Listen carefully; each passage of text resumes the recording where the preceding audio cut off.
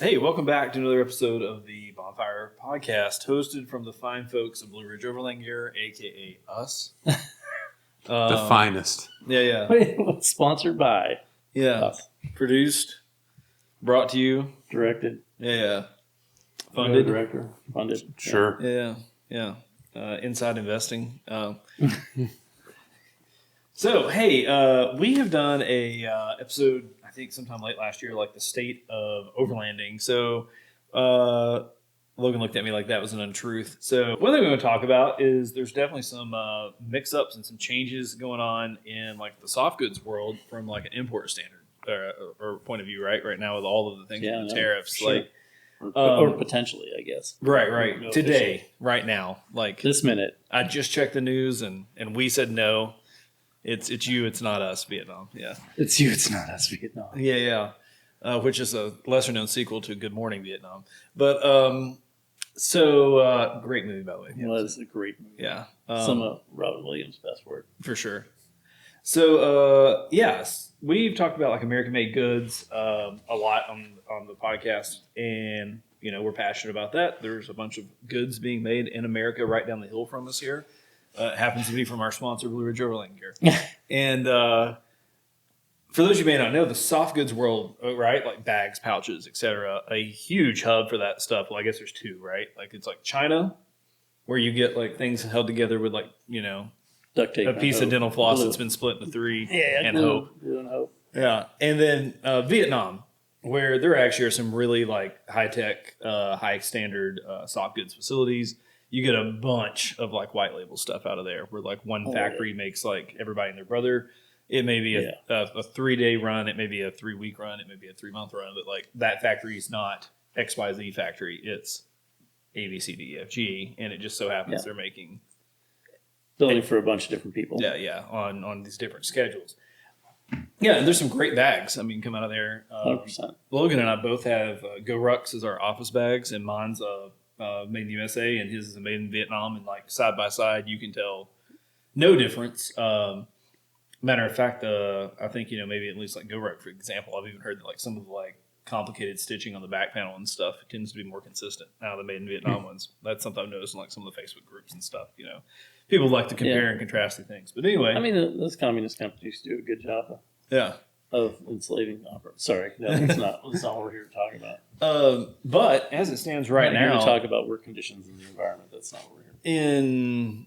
Wait, when do those go into play? We just talked April 9th.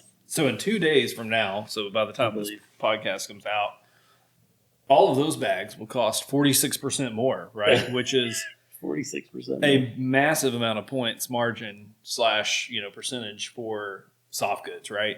I don't think it matters if it's our stuff, you know, where it's USA made materials, all that stuff, or it's something where, you know, this is purely speculation, but Matt, we talked about this earlier, and you said, you know, 70, 80 points of margin on some of those offshore bags is not uncommon. And I'm sure that some of them it's even more than that. Well, I mean, that's, I don't know, 80 points is a lot of margin. I mean, the big thing is they're getting typically stepped on multiple times. You know, that nobody's running a real primarily direct-to-consumer model. There's very, very little of that if you're going to import. You're going to run a distribution model, which has not historically been our thing. We're way more direct-to-consumer. Yeah. Now, obviously, all of this is speculation. I know that this may come as a surprise to some of our listeners, especially maybe if you've stumbled upon this, a first-time listener. But we are not geopolitical experts. We have day jobs that are not in that realm.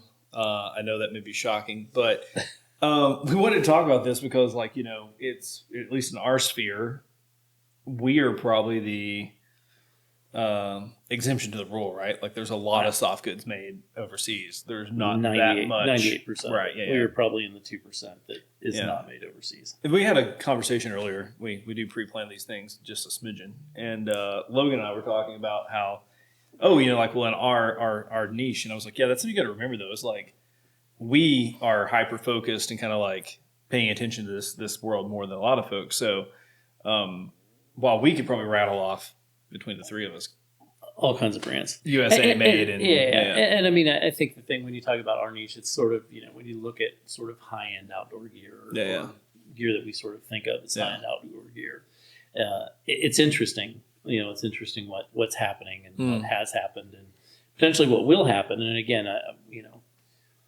there's potentially good things for us, honestly, and people that work here.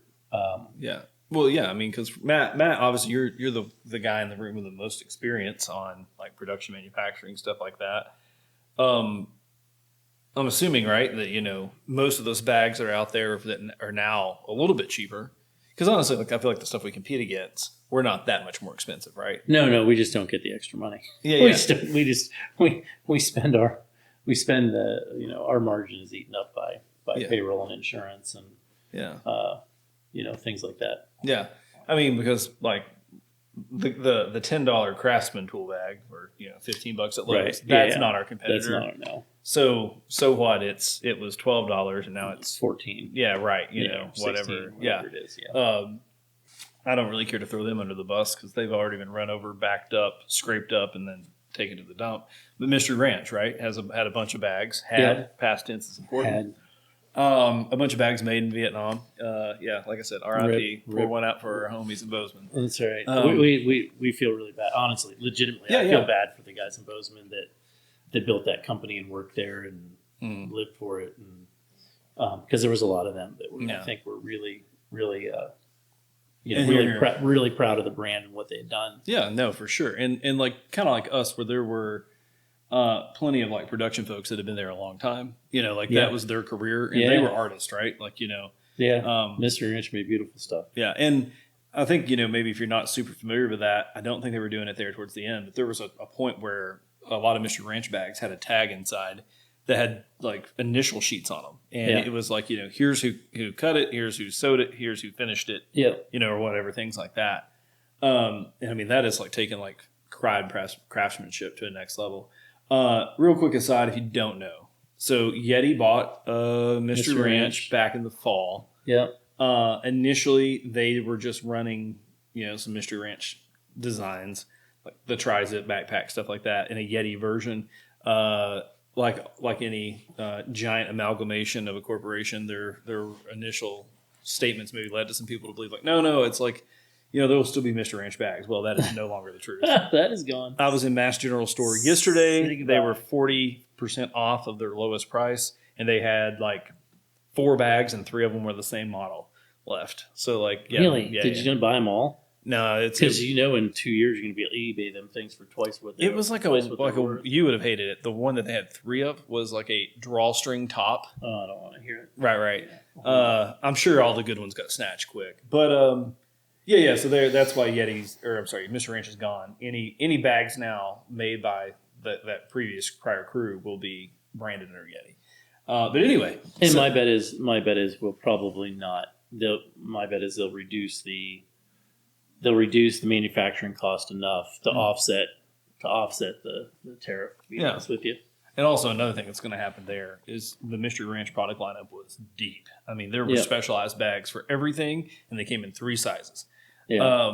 I'm sure that that's over. The SKUs is going to be absolutely like slashed. So, So example, a Mystery Ranch made in Vietnam bag though, because let's be honest, they had went offshore with a good chunk of their stuff several years ago. Now that's where your 46% tariff goes. Holy crap! Because that was a $199 day pack, right? Something like that. Here we can. Yeah, $199 day pack. And what you're going to see from that probably is they're going to reduce their production cost, and then they're probably going to hold that number. I would bet. Yeah. They're going to reduce quality, reduce material, reduce whatever, reduce labor costs somehow. Yeah, potentially reduce margin, but you won't see a 40% increase in the cost of that bag. And it's interesting how you see companies bought and sold. Like, so Mystery Ranch was owned by or started by a fellow named Dana Gleason, I believe is his last name. And he used to have a company called Dana Designs in the 90s, and we're going to give you a history lesson. But back in the day, sort of high-end Dana and Gregory stuff, they were sort of the pinnacle of gear, sort of in the early 90s, I guess. Mm-hmm. And Dana, they sold that business sold off. I don't know what state it was in when it actually was sold. and that whole industry sort of ended up collapsing pretty much. Yeah. I mean, not necessarily around Dana, but the industry sort of collapsed. I know Patagonia had a really rough time at that point. You saw Dana disappear, Gregory disappeared. You saw the sort of birth of the Osprey stuff, which was, more mountainsmith, offshore mountainsmithy sort of quality. So, you just didn't have those high-end, really nicely built pieces of equipment. Not that any of that other stuff is bad. It's just it wasn't the same. Yeah, and I think the cool thing with those two, like Gregory and Dana, is those packs had some like really distinct design like features or like systems, and were like majorly over-engineered. Like Brandy's uncle Britt, major backpacker. Like the dude just puts down hundreds of miles a year. Still has a Dana Designs pack that is like 90 liters, first off. Unheard of today. Right.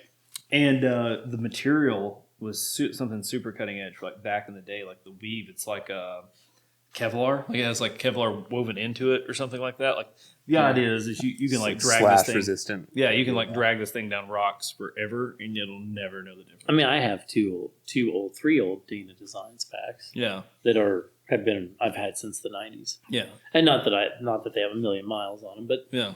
They were well loved at the time they were in use. I have an old Gregory fanny pack that is another piece that's been well loved and beat pretty senseless. And I've owned a lot of Dana and a lot of Gregory over the years.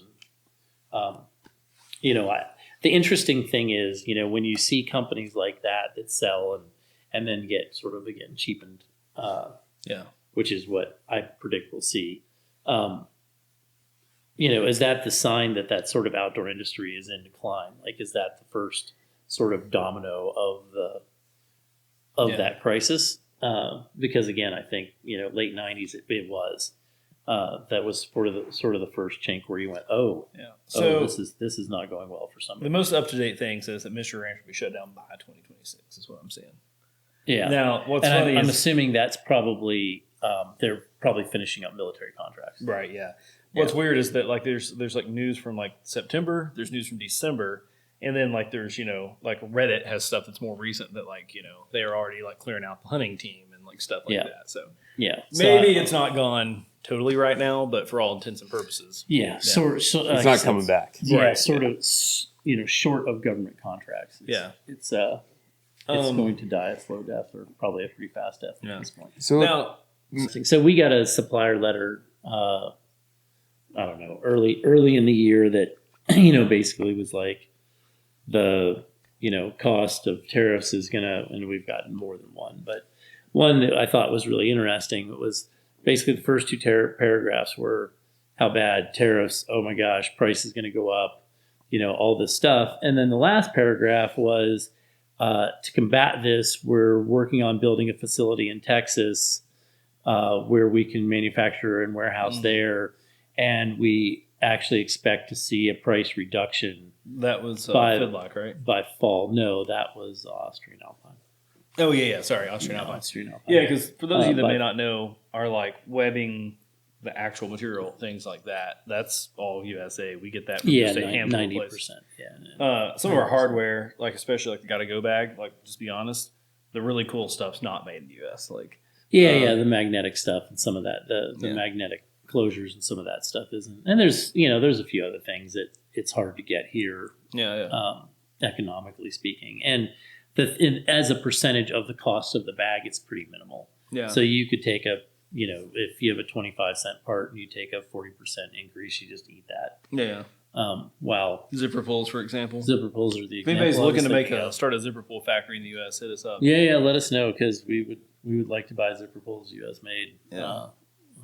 Decent glovable zipper pulls U.S. made, and we used to be able to because ITW used to make them, and we ran those rubber zipper pulls for years, and then they stopped making the large ones. And the smaller ones that they continue to make are not real glove accessible. And I like something I can grab onto with a glove.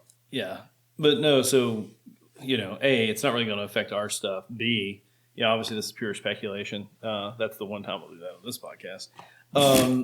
But may help us because again, like that offshore bag that was probably pretty competitive with us before, unless they get real creative, right? Like It may not go up much. Absolutely. We have a number of competitors that are like legit competitors in sort of the overland storage space. Yeah. That will probably take a pretty ugly price hit. Yeah.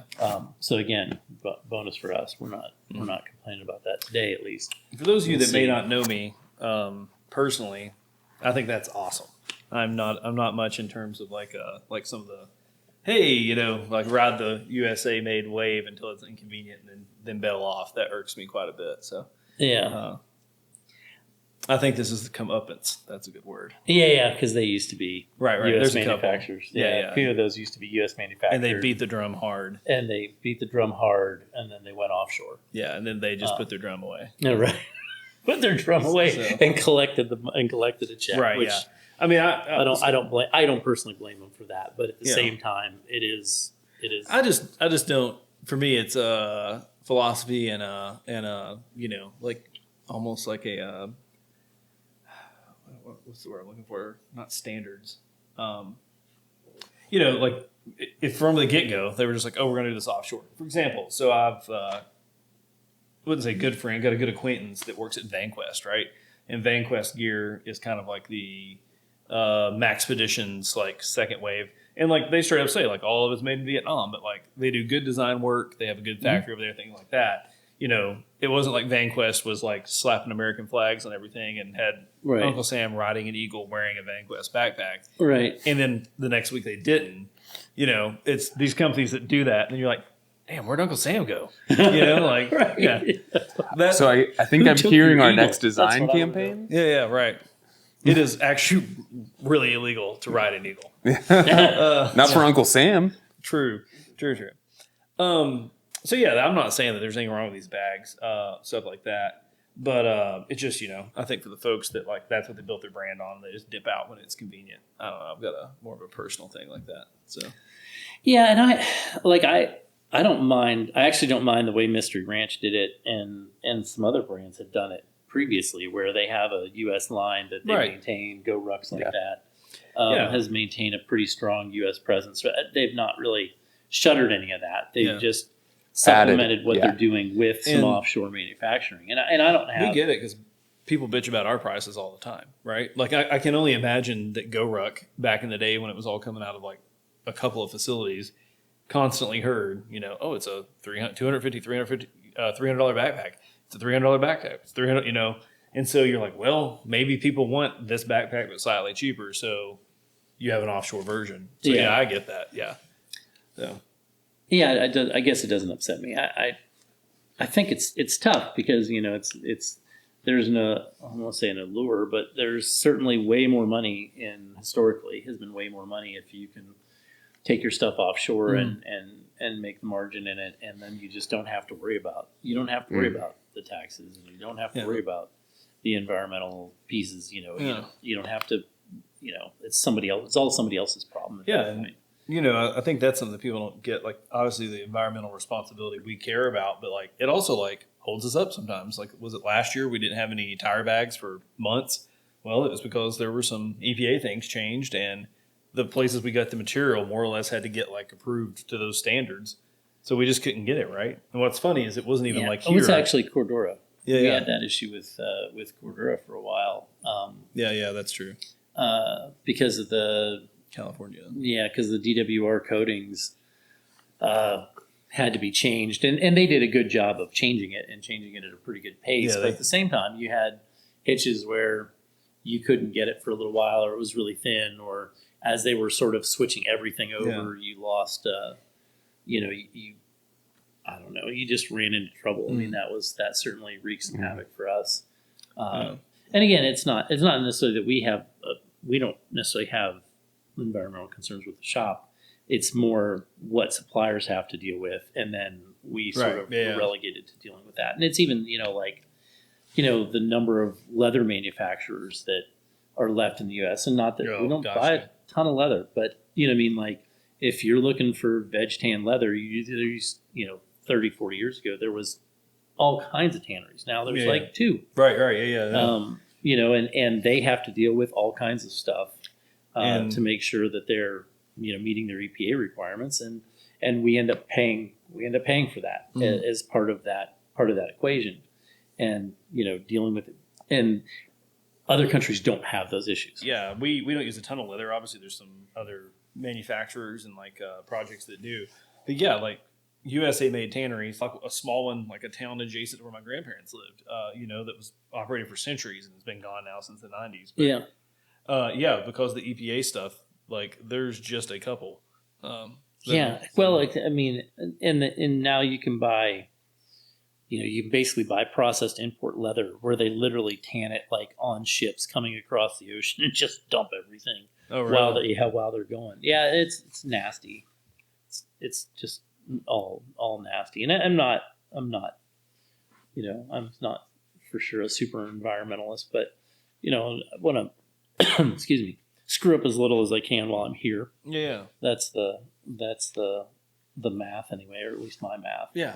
But I do think it's interesting how you see all the you see a lot of stuff on tariffs and a lot of stuff on what's happening, and it's like, well, it's not necessarily bad for everybody. And like I said, we're hoping that it actually does us some good at the end of the day. Yeah, I mean, adjacent to our listeners' interest, because while we're bag nerds, we're assuming most of you are here for the overlanding stuff. Right. That's like true. Ford and DeSantis have both introduced on 24, 25 models, like employees, like friend and family pricing already, right? Like, they've got ahead of the curve already. So I think there's going to be a lot of stuff that like comes out to kind of like, try to counterbalance that. Marketing that they're easing the pain to the consumer, right? Like, yeah. It will be interesting to see how it all plays out. But like I said, there's a chunk of it that, I watch people get really upset, and I'm like, geez, I'm not sure this is horrible for us. Yeah, right. And while I understand that it's probably horrible it's going to be, it could be tough for a lot of people. I don't know that. I think it may be a good thing on our end. So it's interesting when you watch stuff. People get really worked up about things, and the world is crashing and burning, or whatever they think is happening. And then you look at some of us that are like, geez, we've been fighting this fight for a really long time, and suddenly it may not be horrible on our end. I've already seen like people talk about like toilet paper. The irony is, toilet paper is mostly made in the USA, right? Like, it's not that expensive or complicated to make. Right. The only thing that I wonder about, because I understand like on our cost level won't change that much. Mm-hmm. What do we think about like if cost of a lot of things goes up though? Does it limit the amount of people who want to buy? Yeah. Is there less money in the system? Yeah. Potentially. Yeah.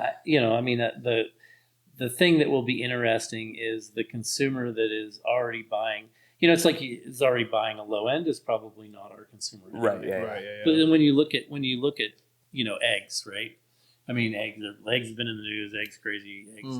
Eggs. Well, back in the day, we used to just throw them at the houses of our enemies, like right, or the cars or the whatever. Yeah. So, but when you at least locally, and I don't know what it's like anyplace else, but I can speak to locally. What you've had is the really cheap eggs are now $7 a dozen, or whatever they are, right? And the really good eggs are $7.50, right? And the cage-free, whatever, all the fancy fun stuff that organic, all the stuff you had in a good egg, right? Like what you consider a good egg, and they were $7.50 before, and they're $7.50 now, or they're $7.75 now, and the $1.99 eggs are now $7. So the people that were buying the $7.50 eggs aren't really impacted because they were already sort of paying that premium out of the gate. Yeah. And I think that, and plus I think it actually opens up opportunity. We've been selling a lot of eggs lately because we produce a lot of eggs, and we don't eat near what we produce. So we've been able, Speaking of which, I mean, might need to hit you up for some eggs. If you need eggs, they're like $5.99 a dozen or $6 a dozen or something from us, and they are cage free, free range, whatever. All the things. They're so free range. Occasionally, one of them gets backed over. Yeah, it's easy now. I did have to chase one out of. They're so free range. I had to chase one out of my truck this morning because they left a door open. So that was very exciting when I went to get it. I went, holy crap! Yeah, chicken came flying out of the seat. I'd run back in the house for something. I wonder what it's going to do to the beef jerky market, right? Yeah, I mean that affects us. Yeah, because let's be honest, that's something that's already too expensive. Like, I will be the first one to tell you that if we could get rid of, actually, I don't necessarily need to get rid of Brazilian meat. I mean, meat packers are, and I'm going to get into all kinds of strange stuff now, but meat packers are obviously a monopoly, right? And it's a really shitty deal, and it's shitty for the producer. Yeah. It's shitty for the consumer. It's just bad for everybody, and I think I know the government does not give a shit, or doesn't appear to give a shit. And the, Cattle Producers Association it's even worse. Like they kind of cater to the big four meat packers. So what that does is it gives the opportunity for those of us that for the people, and I'm not one of them that produces beef, but for beef producers to be able to actually sell locally, and have it make sense because economically speaking, you can do some of that locally. And then two, if they would just label it, like I just want a real flipping label, a label that actually says this is a U.S. product, not this is a carcass that was shipped here by rail, from South America, and then some dude's knife touched it, and suddenly it's a USA product. Right. Yeah. Like that's all crap. And I, and I feel bad for that industry. So I honestly, if it beats that industry up, if it does good for the American cattle producer, and going back to the environmental point too. Again, I'm not one of those people that's like super on every single environmental issue, but the number one deforestation issue in the right world now is Brazilian beef. I mean, they use hectares, obviously, but we're talking millions of hectares of the forest that has just been like decimated, bulldozed over to throw some more cows on it, right? Yeah, and to produce cheap beef. Yeah. And the problem is your processor, your whatever. And that kind of forest is not like, I mean, let's be honest, it's not like here where you can clear off some acres and your kids can see it get back to the point it was. No, this has been logged 3 or 4 times. Right. You know what I mean? Like the ground we do some selective logging, we do some thinning here. Yeah. I mean, we have a forestry management plan. Yeah. And it's been logged, since the 1700s. That piece of ground has probably been logged 3 or 4 times. Yeah, and I mean that's not what we're talking about. Even before then, most of this region, even most of like the eastern seaboard, had been totally cleared at some point. Yeah. Whereas down there, that type of forest, it's not going to be like your grandkids see it come back. Your great grandkids won't see it come back to what it is. Yeah. I mean, it's measured in centuries. Yeah. And just every day they're clearing a little bit more of it, So yeah. And again, with very little management plan put in place, at least with us. Right. Yeah. We try to do it reasonably smart where, we only cut trees at a certain size, over a certain size. We leave some of the really big ones. Right. Yeah. And we're starting from a point where it's not like it's virgin timber, It's, right. Yeah. There's like tiny percentages of that. Yeah. And we have really old trees in our place. Yeah. You know what I mean? And the other thing is, it's like, you've got a percentage of those trees that come down, and you're looking at life cycle of that tree and where is it at in its life cycle? And okay, should you take it because it's at the end of its life cycle and it's going to just end up on the ground anyway? Right. Yeah. So, I mean, it's like, I think it's interesting when you start looking at all the different tariffs and what happens in these other countries and how that impacts us, and how there are a lot of industries that I think it may do well for. Yeah. Again, cattle producers may end up on the good side of this. Grain producers may end up getting killed. Yeah. And I mean, I guess, we're trying to say like, hey, we're glad everything's going to get more expensive for everybody. It's just that it's a complicated issue. It's not going to hurt us. Well, and assuming that the money out of the system isn't a problem. Yeah. Because I think that's one of the big issues. But I just think there's 2 sides to all of it, right? Like people get worked in. I worry about money coming out of the system, and I worry about lower income families and people that work for us, right? I mean, they're not getting rich. Sewing machine operators, it's not a job where, it's not a job that pays $1 million a year. Yeah. So I mean, it's like you worry about the people that are here. At the same time, if we get some benefit from that, we can probably offset that with income. Yeah. And if we can offset that with income, we obviously would. Mm-hmm. So it'll be interesting to see what happens. I think people get cranked up. They see one piece of it, and then there's people like us who are sitting here going, "Hey, wait, we're not near as mad about this as everybody else is." And the people that have been the thing that's frustrating for me is the people that have been fighting the fight, right, have been trying to build in the U.S. and do it and do it reasonably well and employ people in the U.S.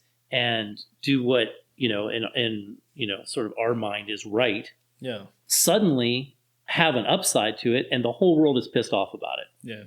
And it's a shitty place to be. Yeah, I mean, it's a shitty place to watch everybody being mad about all this stuff and us going, hey, where were you?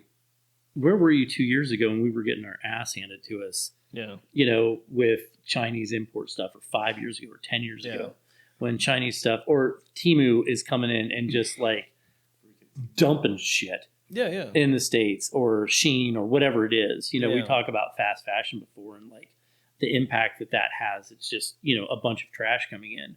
And so if this reduces some of that, I'm not necessarily mad about it. I feel bad for the people that may be impacted by it. And hopefully we can offset some of that, at least regionally for us. Yeah. Even with that, though, I guess, I come from a town that had like multiple t-shirt factories. It was kind of like a thing. Yeah. Sure. And now there's one. And for everything I've heard, it's like they're on their way out, right? They've just been priced out as well. Yeah. And for me, it's as apparent with a t-shirt as almost anything. You can get the $4.99, Temu. I don't know. This is all speculation because I won't even get on Temu. Like, right. Me neither. But like, you can get that shirt and it's out of shape. It has needle cuts. The seams just absolutely explode in a month or two. Right. Wearing any frequency. Or you can get a better made shirt. And again, we're not necessarily beating just the USA made drum on everything. Like there's plenty of places that makes good clothing. Yep. But it's not Vietnam. Yeah, like dirt cheap free. And then you look back and you're like, oh, I've had that shirt for 5 years, and it's like, totally. Still ticking. Yeah, 100%. Like, yeah, no, it's a shame we've watched those places go out of business and nobody jumped up and down and screamed about it. Yeah, that's what's interesting to me is like we've watched those places get devastated. And, we've been watching stuff like that happen for decades. And there was nobody pounding the drum. Mm-hmm. Now all of a sudden we're pounding the drum because we're not importing cheap Chinese shit. Yeah. I'm not saying I don't get it, because I do get it. And I am concerned about the people, again, that the cost is, and maybe it puts us out of business too. Who knows? We can't predict the future. But the reality is, like, at least when you're looking at it, I'm going, well, this may help our people eat better. Yeah, right. No. And I guess, coming from a place where, I had a parent involved in USA manufacturing, obviously worked here. Yeah. I've always had an interest in it. Maybe I care a little bit more, but I'm kind of okay if everything gets a little bit more expensive, if it and people are going to say, oh, they're not going to start USA made factories. No, like we already know that's not the truth. I've seen that on social media quite a bit. Like one of our, hardware providers already said they are doing it. Going back to COVID with the superconductor, the chips, like those factories take years to set up, and they're doing it. The legitimate concern comes from those factories that are doing that. They are doing it, and it will help a lot of companies. I do wonder, are there just not going to be cheap options for low income people? Because the Chinese factory, which we don't, I'm with you guys, and like I don't want the trash, the fast fashion, all disposable. that stuff. Yeah. But So where do those? So here's my. So the question is, if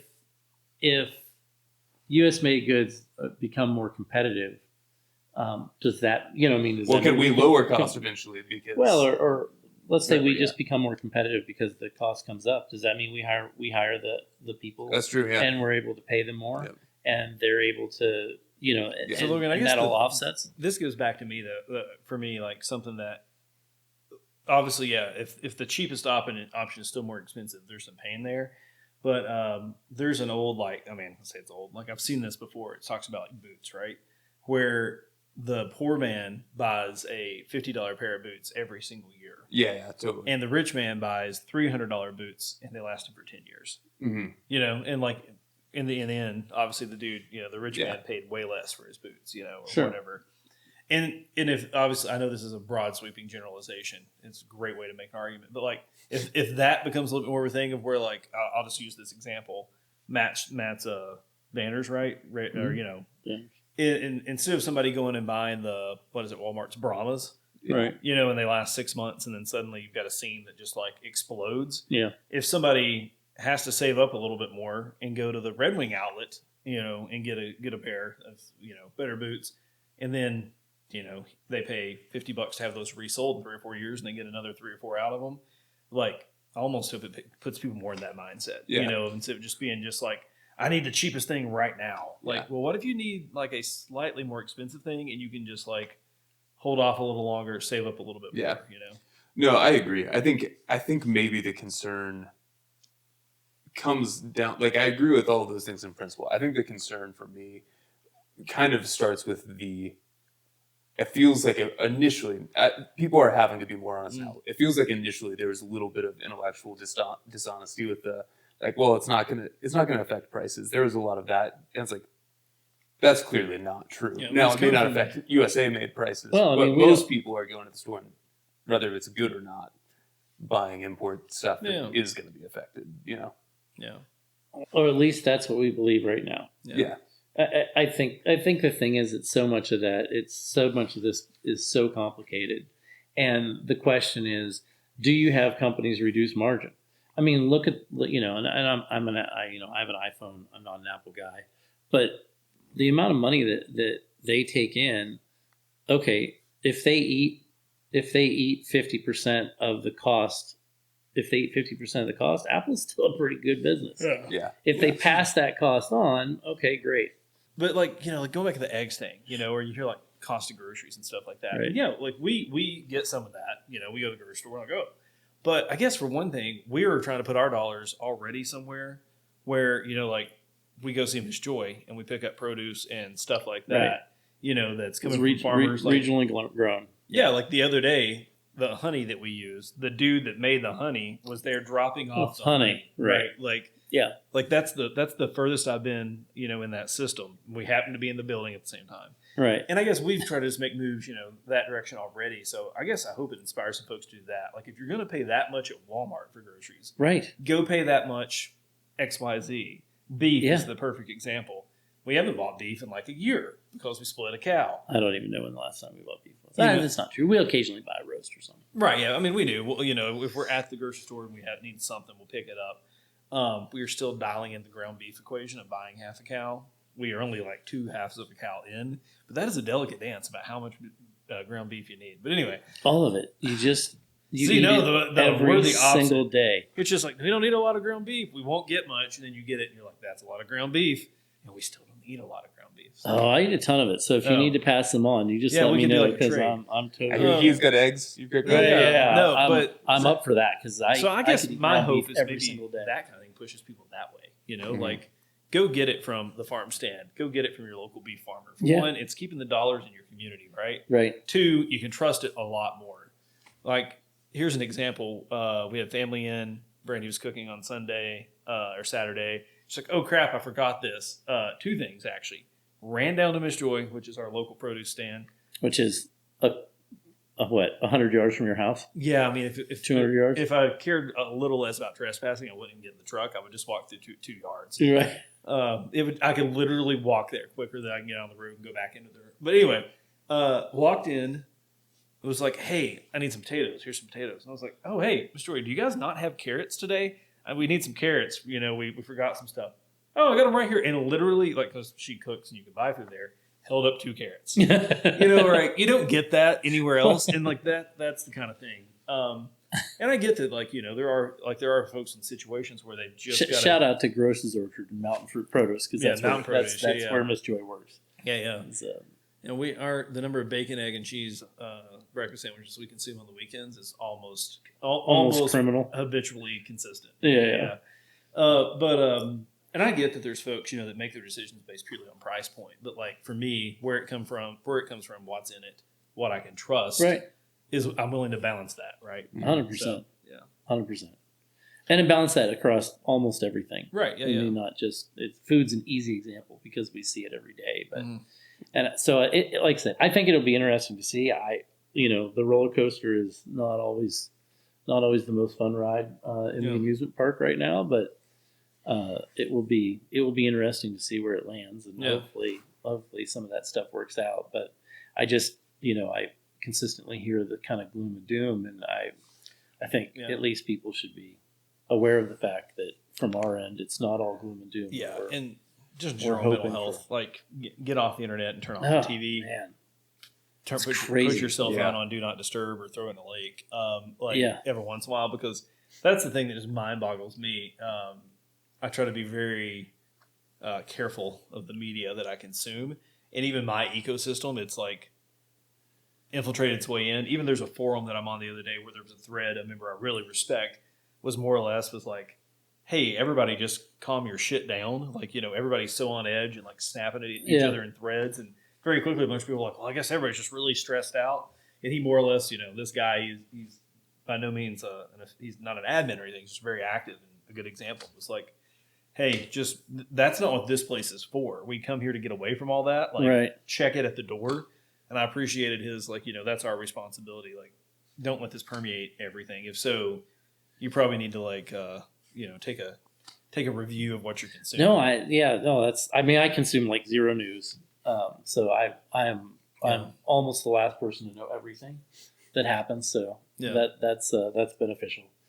I think in my life, and it's interesting. Like I was actually reading something that a family member posted the other day about Social Security and this and that, and it was about the government hasn't paid something, and basically the whole premise was that the government, the premise would be based on the fact that the government makes money somehow, and they're contributing through their effort, which doesn't fucking exist. Mm-hmm. The government doesn't make any money. We make money and we give it to the government, and we allow them or vote people to make decisions in our behalf of what to do with our money. And every time I do my taxes, I think maybe I won't give anymore. Maybe this is the year where I just say, or I'm going to just drive up to DC and just start fighting people. Like and I mean like hand to hand. Yeah. So on that note, hey, we'll be back in 2 weeks with something probably way more Overland related. As always, thanks for watching. We're working on some patches for the Make It to the End crew. All those things we promised you, they're still in the works.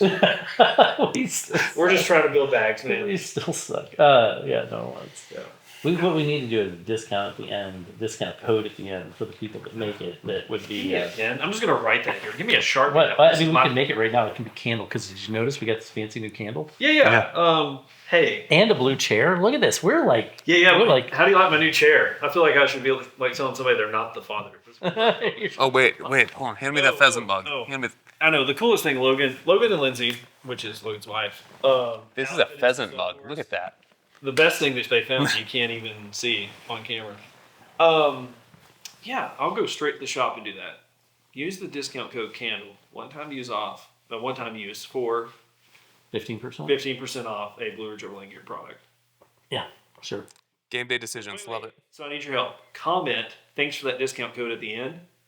All of you, like, you know who you are. You're the comment club, right? Like, I can count on, like, there's three of you. Two handfuls of you. Just be like, hey, thanks for that discount code at the end. And, that'll help us a lot. So, candle. Yeah. On that note, so we don't think this burn. Yeah. 'Tis the season. Yeah. And it's officially over. Right.